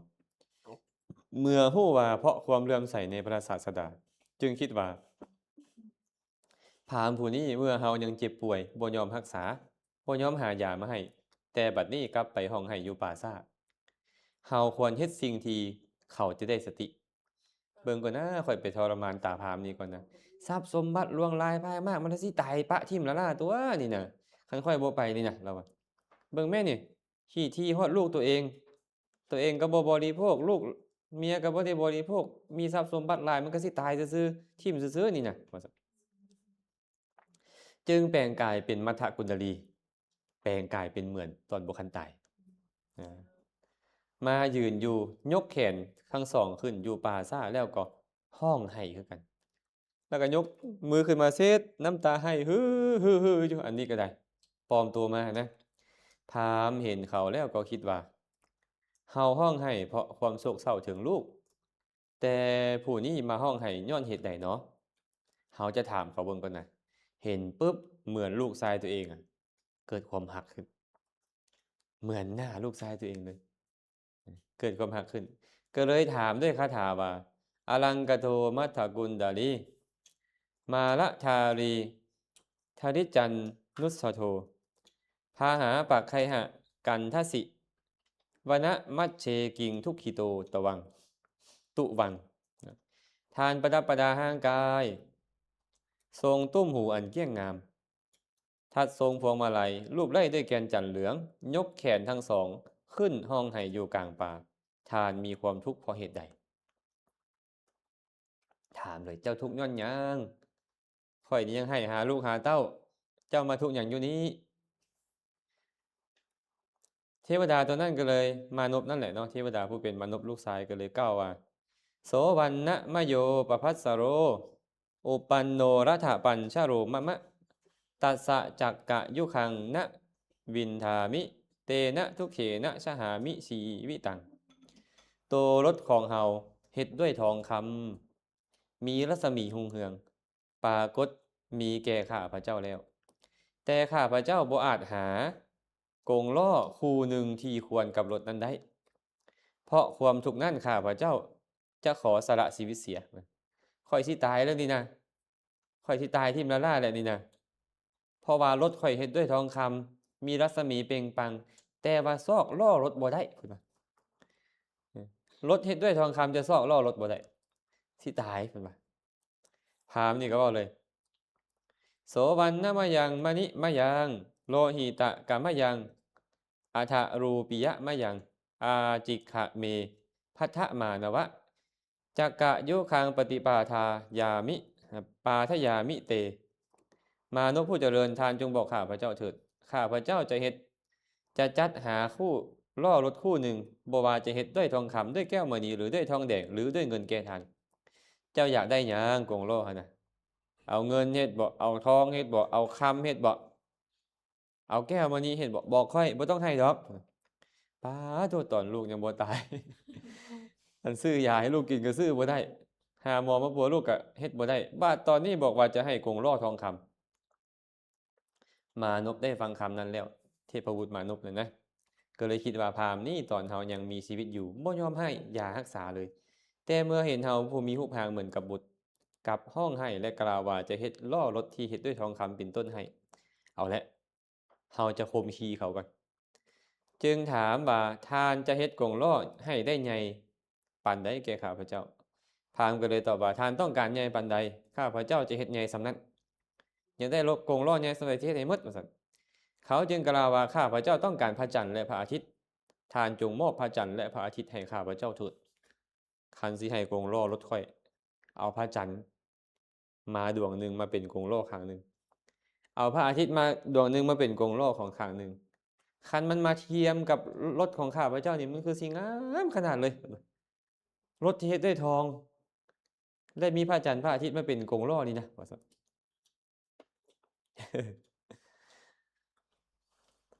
พระจันทร์พระอาทิตย์ทั้งสองดวงปรากฏอยู่ท้องฟ้ารถคำของข้าพเจ้าจะงดงามยิ่งด้วยล้อคือคู่พระจันทร์และพระอาทิตย์นั้นพราหมณ์ได้ยินเป็นนั้นบ้างเลยบ่เนี่ยพาโลโคตวังอสิมานวะโยตวังปัทยเสอปัทิยังมัญญามิตุวังมริสสินหิตวังรัชสิจันทสุริเยมานพเอ้ยทานจำเป็นคนโง่จ้าแท้เนาะที่ปรารถนาสิ่งที่บุคคลปรารถนาข้าพระเจ้าคิดว่าทานคงจะต้องตายเสียทิ่มละล่าแหละเพราะทานจะบ่มีวันได้พระจันทร์และพระอาทิตย์เลย โอ้ถูกต้องป่ะบัดเนี่ยผู้ใดรับจะเอาพระจันทร์พระอาทิตย์มาได้อะมานพนี่ก็บ่ต้องเว้าหยังหลายเรื่องซัดคืนทันทีเลยกิงปนะปัญญายะมานัสสัทธายะโรทันโตพาโลโหติอุทาหุอัปปัญญามานัสสัทธายะก็ระวังคนที่ห้องให้หาสิ่งที่ปรากฏอยู่ต่อหน้ากับคนที่ห้องให้หาสิ่งที่บ่ปรากฏอยู่ต่อหน้าไผโง่จ้ากว่ากันค่อยให้หาพระจันทร์และพระอาทิตย์ค่อยยังเห็นมันซุมื้อแต่เจ้าให้หาลูกผู้ตายมันอยู่ไสหมอนั่นน่ะ โอ้มันได้สติเลยนี่เนาะเจ้าให้หาเขาผู้ตายไปแล้วอยู่ไสบ่เห็นจักติเห็นแต่กองฟอนบัดค่อยนี่นะให้หาพระจันทร์เดือนขึ้นพระจันทร์ก็ยังขึ้นพระอาทิตย์นี่ยามกลางเวียนมันก็ขึ้นค่อยกับเจ้านี่ผู้ใดโง่จ้ากว่ากันเนาะเนาะการโคจรไปมาและสีสันฐานของพระจันทร์และพระอาทิตย์ทั้งสองยังปรากฏอยู่ตามวิถีของมันส่วนคนที่ล่วงลับดับขันไปแล้วบ่ปรากฏให้เห็นเลยในบรรดาเฮาทั้งสองที่กำลังห้องไห้ไผน้อโง่จ้ากว่ากันเนาะสะดุ้งเลยได้พราหมณ์บัดเนี่ยพราหมณ์ได้ฟังคำนั้นแล้วพิจารณาว่าผู้นี้เว้าถูกแท้เว้ยคือมาเว้าถูกแท้สัจจังโขวเทสิมานวะอะหะเมวะกันทะตังภรยะตะโรจันทังวิยะทารโกรุทังเปตังกาละกตาพิปัตถิเยปั ทยิมานพเจ้าเว้าถูกในบรรดาเฮาทั้งสองนี่ข้าพระเจ้าโง่จ้ากว่าข้าพระเจ้าห้องให้ปรารถนาถึงบุตรผู้ตายล่วงลับไปแล้วเปรียบเหมือนเด็กน้อยให้อยากได้พระจันทร์และพระอาทิตย์ฉะนั้นค่อยนี่โง่กว่าเจ้าอีกแล้วได้สติขึ้นมา เมื่อพราหมณ์กล่าวแบบนี้แล้วก็หายโศกเศร้าเสียใจ เพราะถ้อยคำของมนุษย์นั้น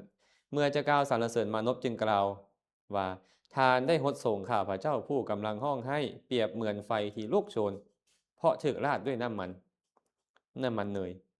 แล้วถึกดับเสียด้วยน้ำไฟนี่เวลาเอาน้ำมันไปใส่มันก็ลุกโพงขึ้น แต่ว่าเอาน้ำไปใส่มันละดับลง ทานเหมือนเอาน้ำมาหดค่อย ทานได้ดับความห้อนหนทั้งปวงของข้าพเจ้าให้สงบลงได้แท้ๆทานถอนลูกศรคือความโศกอันเสียบแทงหัวใจของข้าพเจ้าออกแล้ว ทานได้บรรเทาความโศกถึงบุตรของข้าพเจ้าผู้ถือความเศร้าโศกครอบงำได้แล้ว บัดนี้ข้าพเจ้าเป็นผู้มีลูกศรอันถอนแล้ว เป็นผู้เย็นสบายเป็นผู้สงบระงับแล้วข้าพเจ้าบ่เศร้าโศกจะบ่ห้องไห้อีกต่อไปเพราะฟังถ้อยคำของท่านแม่พรหมณีบ่เป็นคำเว้าของพระพุทธเจ้าเลย แต่ฟังแล้วสงบกิเลสพระพุทธเจ้าจึงบอกว่าโยจะคาถาสตังภาเสอนัตถปัฏฐสันหิตาเอกังธรรมะปะทังเสโยยังสุตวาอุปสัมมติคำเว้าแม่เป็นร้อยเป็นพันคำที่มันบ่ประกอบด้วยประโยชน์กับคำเว้าแม่เพียงคำเดียวแต่บุคคลเข้าไปฟังแล้วสงบกิเลสเสียได้คำเว้านี่ประเสริฐกว่าเขาอย่าไปเว้าได้ว่าต้องพระพุทธเจ้าเว้าเท่านั้นมันจังค่อยสงบกิเลสได้จังค่อยอันนั้นบ่แม่นเห็นบ่นี่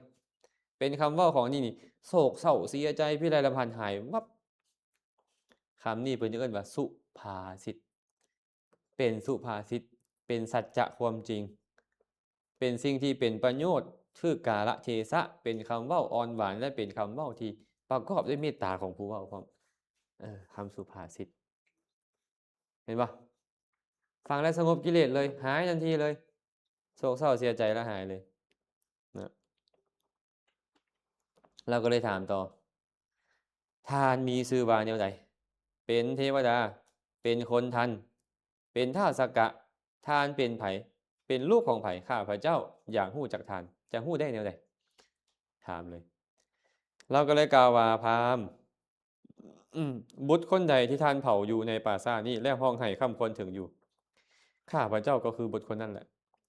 ข้าพระเจ้าได้เฮ็ดกุศลกรรมแล้วจึงไปเกิดร่วมกับเหล่าเทพสั้นดาวดึงส์ค่อยไปเกิดในดาวดึงส์แล้วพราหมณ์เอ้ยเจ้าให้หาไผกับผู้นั้นแหละค่อยเป็นผู้นั้นแหละพราหมณ์ก็สงสัยเนาะเอ้าไปเฮ็ดบุญตอนได้ค่อยคือบ่ได้เคยพาเฮ็ดบุญจักเทื่อพราหมณ์ก็เลยกล่าวว่าพวกข้าพระเจ้าบ่เคยเห็นทานให้ทานแม่น้อยหนึ่งเลยหรือหลายในเฮือนของข้าพระเจ้าก็บ่เคยเฮ็ดทั้งการรักษาศีลอุโบสถก็บ่มีทานไปเกิดในเทวโลกได้จังใดกันมันเป็นไปได้แนวใดเมื่อทานบ่ได้ให้ทานค่อยบ่เคยเห็นเจ้าให้ทานหลายก็ตามน้อยก็ตามบ่เคยเห็นรักษาอุโบสถฟังธรรมก็บ่เคยไปเจ้าไปสวรรค์ได้แนวใดมานพก็เลยกล่าวว่าอาภาทิโกหังทุกขิโตขิลาโนอาตุระรูโปมหิสเกนิเวสเนพุทธังวิคตะราชังระชังวิตินนะกังขังอัตถักขิงสุขตังอโนมะปัญญังข้าพระเจ้าผู้ป่วยไข้มีความทุกข์เจ็บปวดอยู่ภายในเฮือนของตนได้เห็นพระพุทธเจ้าผู้ปราศจากกิเลสเหมือนดังธุรีผู้ข้ามพ้นความสงสัยแล้วผู้เสด็จไปดีแล้วมีพระปัญญาอันประเสริฐกำลังบอกว่าค่อยได้เห็นพระพุทธเจ้าผู้ประเสริฐทางที่ข้าพระเจ้านอนป่วยอยู่ในเฮือนนั่นแหละเป็นว่าข้าพระเจ้านั้นมีจิตใจเบิกบานเลื่อมใสได้ประนมมือถวายอัญชลีแก่พระตถาคตยกมือบ่ขึ้นแหละเราใช้คำว่าประนมมือสิก็สิแม่นยกขึ้นมาแตะกันหน่อยนึงหั่นนะจะยกมือไหวแบบนี้บ่ได้แล้วหั่นนะข้าพระเจ้าได้เฮ็ดกุศลกรรมนั้นแล้วจึงไปเกิดร่วมกับเทวดาชั้นดาวดึงส์บ่ได้เฮ็ดหยังหลายเลยพราหมณ์เอ้ยทานบ่ได้ให้ศีลบ่ได้รักษาภาวนาบ่ได้เจริญวัดบ่ได้เข้าพระเจ้าบ่ได้นบค่อยนี่นะแต่ว่าพระสัมมาสัมพุทธเจ้าผู้ประเสริฐผู้เสด็จไปดีแล้วผู้ฮู้แจ้งโลกมีปัญญาอันประเสริฐไปอนุเคราะห์ข้าพระเจ้าข้าพระเจ้าแค่เฮ็ดใจให้เลื่อมใสเท่านั้นก็ได้ไปเกิดในสวรรค์ชั้นดาวดึงส์แล้วเมื่อมานพกล่าวอยู่ด้วยนั่นแหละห่างกายทั้งหมดของพราหมณ์ก็เต็มด้วยปิติ รู้สึกปลื้มใจป้าเป็นไปได้แท้บ่คนที่บ่ได้เฮ็ดบุญหยังแค่เลื่อมใสในพระพุทธเจ้านี่ก็ไปสวรรค์ได้นี่นะพราหมณ์เมื่อจะได้แสดงปิตินั่นก็เลยกล่าวว่าน่าอัศจรรย์แท้น่าแปลกประหลาดหลายผลแห่งการประนมมือประคองอัญชลีนี่มันมีอานุภาพปานนี้พุ่นวะข้าพระเจ้าเองก็มีจิตเบิกบานเลื่อมใสจะขอถึงพระพุทธเจ้า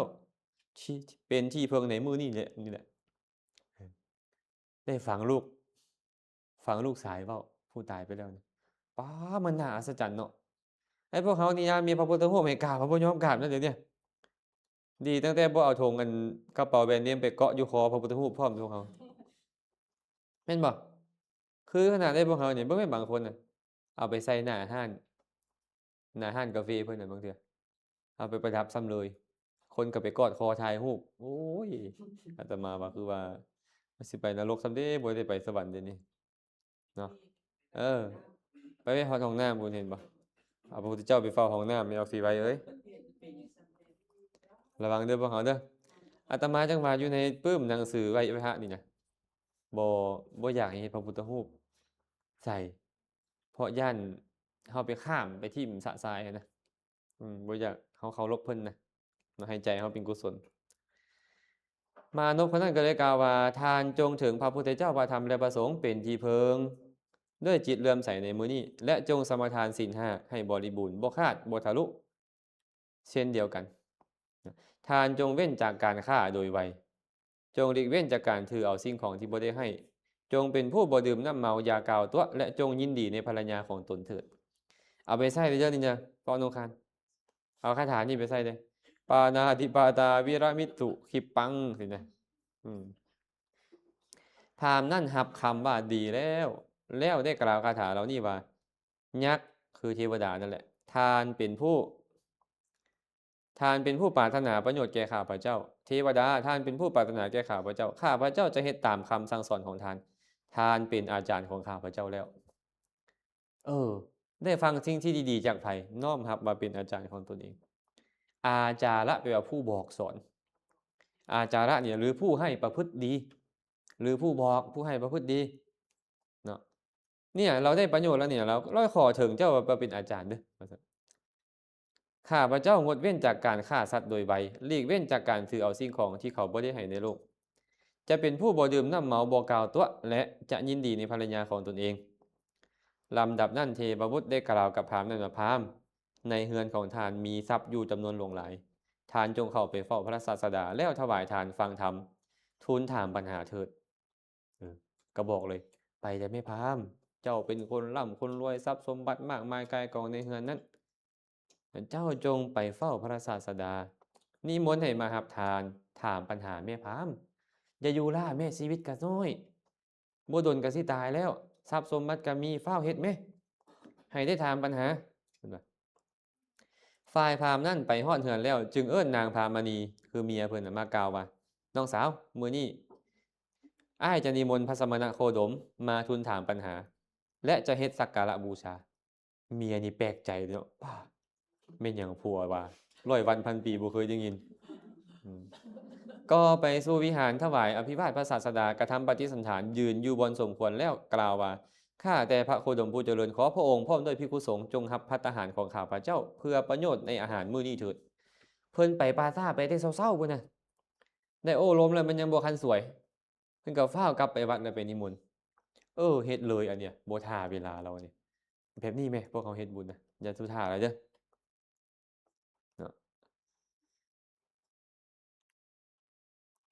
พระศาสดาทรงรับนิมนต์แล้วพราหมณ์นั่นฮู้การรับนิมนต์ของพระศาสดาแล้วก็รีบกลับไปเฮือนก็ฟ้าวกลับไปแล้วให้จัดแจงขาสนิยะโภชนียาหารอันประณีตเอาไว้พระศาสดาแวดล้อมด้วยภิกษุสงฆ์เสด็จไปสู่เฮือนของพราหมณ์นั้นประทับเหนืออาสนะที่เขาปูราดไว้พราหมณ์ได้อังคาดคือถวายปาฏิหาริย์ด้วยความเคารพอังคาดแปลว่าบริการเห็นบ่ในหนังอะนะหนังพุทธเจ้าศาสดาโลกเนาะพุทธเจ้าจัดสรรแล้วเขาก็ตักใส่เขาก็ไปเบิ่งสิหมดแล้วก็ตักใส่สินะคันในกรณีแบบนี้มันจะมีการห้ามพัดได้คันห้ามพัดแบบนี้จะบ่มีการสั่นรอบที่2แล้วก็ได้อังคาดพระพุทธเจ้าเนาะมหาชนได้ประชุมกัน ด้วยคิดว่าเมื่อพระตถาคตถูกมิจฉาทิฏฐินิมนต์ประชาชนทั้งสองกลุ่มมาประชุมกันพวกมิจฉาทิฏฐิคิดว่ามื้อนี้พวกเขาจะได้เห็นพระสมณโคดมถูกเบียดเบียนด้วยการถามปัญหาพวกมิจฉาทิฏฐิคิดว่าเบิ่งมื้อนี้ข่อยสิไปเบิ่งพระพุทธเจ้าหน้าเศร้ากับบัดก่อนส่วนพวกสัมมาทิฏฐิก็คิดว่ามื้อนี้แหละพวกเขาจะได้เห็นพุทธวิลีลามื้อนี้เขาจะเห็นลีลาที่พระองค์แสดงธรรมข้างนั้นแหละพราหมณ์เมื่อเสร็จพัฒกิจแล้วจึงได้เข้าไปเฝ้าพระตถาคตนางอยู่นาทีต่ำแล้วกราบทูลถามปัญหาว่าข้าแต่พระโคดมผู้เจริญบุคคลผู้บ่ได้ถวายทานแก่พวกทานบ่ได้กระทำการบูชาบ่ได้ฟังธรรมบ่ได้รักษาอุโบสถเพียงแต่เฮ็ดจิตให้เลื่อมใสเท่านั้นจะไปบังเกิดในสวรรค์มีอยู่จริงหรือบ่มีบ่ได้ให้ทานรักษาศีลบ่ได้รักษาอุโบสถบ่ได้กราบไหว้บ่ได้ฟังธรรมเลยแค่เฮ็ดใจให้เลื่อมใสแล้วไปสวรรค์นี่มีบ่พระศาสดาตรัสว่าพราหมณ์เป็นหยังทานจึงถามตถาคตล่ะมัทธกุณลีบุตรของทานมีใจเลื่อมใสในพระตถาคตบอกทานแล้วถึงสวรรค์ของตนแก่ทานแล้วบ่แม่นบ่เอ้าเจ้ามาถามข้อยอยู่วะมื้อเช้านี่นะลูกเจ้าบอกเจ้าแล้วบ่แม่นบ่อัศจรรย์บ่ป้าฮู้ได้จังใดนี่นะฮู้ได้จังใดบ่มีผู้ใดบอกข้อยก็บ่ได้บอกก็มีแต่ข้อยก็ลมกับมานพนั่นผู้เดียวฮู้ได้จังใดว่าข้อยเฮ็ดแบบนั้นพราหมณ์ก็เลยถามว่าข้าแต่พระโคดมบุตรผู้เจริญบอกตอนใดพระศาสดาก็บอกว่ามื้อนี้เมื่อทานไปสู่ปราสาทห้องไห้อยู่ยืนประคองแขนห้องไห้อยู่แล้วกล่าวค่ะคำว่ามัทธกุณลีผู้ประดับแล้วทรงมาลัยทาแป้งจันเหลืองดังนี้ทานทั้งสองสนทนากันแล้วบ่แม่นบ่แล้วก็เลยได้แสดงถ้อยคำการเจรจากันของเพิ่นเคยร่วมกันแบบใดพระพุทธเจ้าก็เว้าทั้งหมดที่เพิ่นร่วมกันหั่นเพราะฉะนั้นเรื่องนี้จึงจัดเป็นพุทธภาษิตพุทธเจ้ามาเว้าอีกภายหลังคำเว้าที่เขาร่วมกันนั่นน่ะพระพุทธเจ้าก็มาเว้าอีกภายหลังก็จัดว่าเป็นภาษิตพระศาสดาเมื่อทรงแสดงเรื่องนั้นจึงกล่าวว่าพราหมณ์บ่แม่นแต่100 คนบ่แม่นแต่200 คนบ่แม่นแต่1,000 คนแสนคนดอกแต่ที่จริงแล้วบุคคลผู้มีจิตใจเลื่อมใสในตถาคตไปบังเกิดในสวรรค์มีจำนวนนับบ่ถ้วนบ่แม่นแต่100 คน1,000 คนเด้อเลื่อมใสในพระตถาคตแล้วไปสวรรค์นี่นะนับบ่ได้เลยนับบ่ได้เลยข้างนั้นแหละมหาชนก็ปราศจากความสงสัยพระศาสดาทรงรู้ความปราศจากความสงสัยของมหาชนแล้วจึงอธิษฐานว่าขอให้มัทธกุณลีเทพบุตรจงมาพร้อมกับวิมานเถิดเพิ่นก็อธิษฐานขอให้เทพบุตรชื่อว่ามัทธกุณลีนี่จงมาพร้อมกับวิมานให้เห็นทั้งวิมานเห็นทั้งเทพบุตรตนนี้พร้อมเลยเทพบุตรนั้นมีอัตภาพประมาณ3 ขาวุธประดับด้วยเครื่องอลังการเดินทางมาแล้วลงจากวิมานถวายอภิวาทพระศาสดาแล้วยืนอยู่สมควรส่วนข้างหนึ่งลำดับนั้นพระศาสดาเมื่อจะทรงถามเทพบุตรนั้นได้ประสบสมบัตินี้เพราะกรรมอันใดจึงตัดคาถาว่าอภิกันเตนะวันเนนะยาตวังติทัสสิเทวเตโอภาเสนตีทิสาสัพพาโอสัชีวิยตารกาปุจฉามิตังเทวะมหานุภาวะมนุษสะภูโตกิมกาสิปุญญังเทพบุตรเอ้ยทานมีวรรณะอันงดงามอย่างยิ่งยืนส่องสว่างทั่วทุกทิศเหมือนดาวประกายพฤกษ์ข้าพระเจ้าขอถามทานเทพบุตรผู้มีอานุภาพหลายเมื่อข้างเป็นมนุษย์ทานเฮ็ดกรรมอันใดไว้พระเจ้าก็ถามเลยอยากให้ชาวบ้านชาวเมืองได้ยินนำนะพระศาสดาถามแล้วไปนี้เทพบุตรก็ตอบว่าข้าแต่พระองค์ผู้เจริญข้าพระเจ้าได้ประสบสมบัตินี้เพราะใจเลื่อมใสในพระองค์พระองค์ก็ตามต่อว่าท่านมีจิตเลื่อมใสในตถาคตแล้วได้สมบัตินี้แท้บ่เทพบุตรตอบว่าโดยข้าแต่พระองค์ผู้เจริญจริงอย่างนั้นค่ะน้อยมหาชนแนมเบิงเทพบุตรแล้วก็เกิดความยินดีว่าทานผู้เจริญทั้งหลายพุทธคุณน่าอัศจรรย์แท้เนาะบุตรของอาทินนาปุพกะพราหมณ์นี่บ่ได้เฮ็ดบุญอย่างอื่นเลยแค่เฮ็ดจิตใจให้เลื่อมใสก็ได้ประสบสมบัติถึงปานนี้กุศลนี่นะเนาะบ่ว่าน้อยบ่ว่าหลายญาติโยมเวลามันส่งผลนี่โอ้ยมีสุขโดยเฉพาะกุศลที่เฮ็ดเจาะจงผู้มีคุณเนาะข้างนั้นแหละพระผู้มีพระภาคเจ้าเมื่อจะทรงแสดงธรรมแก่บุคคลในเพราะการเฮ็ดกุศลและอกุศลนั้นใจเท่านั้นเป็นใหญ่ใจเท่านั้นเป็นประธานเพราะว่ากรรมอันบุคคลเฮ็ดด้วยใจเริ่มใสแล้วยอมบ่ละบุคคลผู้ไปสู่เทวโลกหรือมนุษยโลก เหมือนดังเงาติดตามตัวไป จึงทรงแสดงเรื่องนั้นแล้วเสื่อมโยงอนุสนธิเหมือนดังพระราชาประทับตา ราชรัญจกรเถิงพระราชสารที่ปิดผนึกด้วยดินเหนียวแล้วจึงตัดพระคาถาว่ามโนปุพังเข้ามามมโนเศรษฐามโนมยามณสาเจปสันเนนะพาสติวากโรติวาตะโตนังสุขมันเวติฉายาวะอนุปายินีทำทั้งหลายมีใจเป็นหัวหน้ามีใจเป็นใหญ่สำเร็จแล้วจากใจ ถ้าบุคคลเป็นผู้มีใจปองใสแล้วเว้าอยู่ก็ตามเฮ็ดอยู่ก็ตามเพราะเหตุนั้นความสุขยอมติดตามบุคคลนั่นไปเหมือนเงาตามตัวเขาไปฉะนั้นหลังจากจบคาถานั้นลงมัทธกุณฑลีเทพบุตรตั้งอยู่ในโสดาปฏิผลอทินาปุพกาพราหมณ์ก็ตั้งอยู่ในโสดาปฏิผลเช่นกันพราหมณ์นั่นได้สละทรัพย์สมบัติจำนวนหลวงหลายเพื่อบูชาพระพุทธศาสนาแล้วทรัพย์สมบัติที่เราเคยขี้ที่ไว้นะเราวานลงในศาสนาเฮียบห้อยเนาะนี่คาถานี่มาจากหันได้นี่ปารบเรื่องนี่แหละคาถาเดียวบรรลุธรรมทางเทวดาตัวนั้นทั้งพอเรามโนปุพังเข้ามาทำทั้งหลายมีใจเป็นหัวหน้ามีใจเป็นใหญ่สำเร็จแล้วจากใจหาใจดีแล้วเว้าก็ตามเฮ็ดก็ตามความสุขก็ติดตามไปเหมือนเงาตามตัวการอธิบายตามอภิธรรมบ่เนี่ยทำทั้งหลายไม่อย่างทำทั้งหลายเจตสิกธรรมทั้งหลายมีจิตมีใจนั่นแหละเป็นใหญ่คันเพราะบ่มีจิตเจตสิกเกิดขึ้นได้บ่บ่ได้แต่หากมีจิตเจตสิกบางดวงบ่เกิดขึ้นก็ได้แม่นบ่จิตที่เป็นกุศลเจตสิกที่เป็นอกุศลก็บ่เกิดจิตที่เป็นอกุศลเจตสิกที่เป็นกุศลก็บ่เกิดฉะนั้นใจเด้อเฮ็ดอีหยังก็ตามใจเป็นใหญ่ใจเฮาต้องวางให้ดีๆบ่เข้าใจอภิธรรมปานใดก็อย่าแต่ใส่ใจให้ดีๆว่าเรียนเพื่อบูชาคุณพระศาสดามันก็สิบ่ใครก่อนเกียร์อยู่บ่เนาะแม่ แม่ออนสีเนาะมันก็สิบ่ใครก่อนเกียร์อยู่บ่ กสิไปก่อนอยู่กับ ใครก็หลายเติบไปแล้วเนาะ ก็ยังพอเด้เพิ่นเว้ากุศลก็ยังฮู้อยู่เนาะกุศลก็ยังฮู้อยู่เด้เอ้าช่วงแรกนี่พักเท่านี้ก่อนช่วงที่2จังมาต่ออนุโมทนาบุญนำเด้อ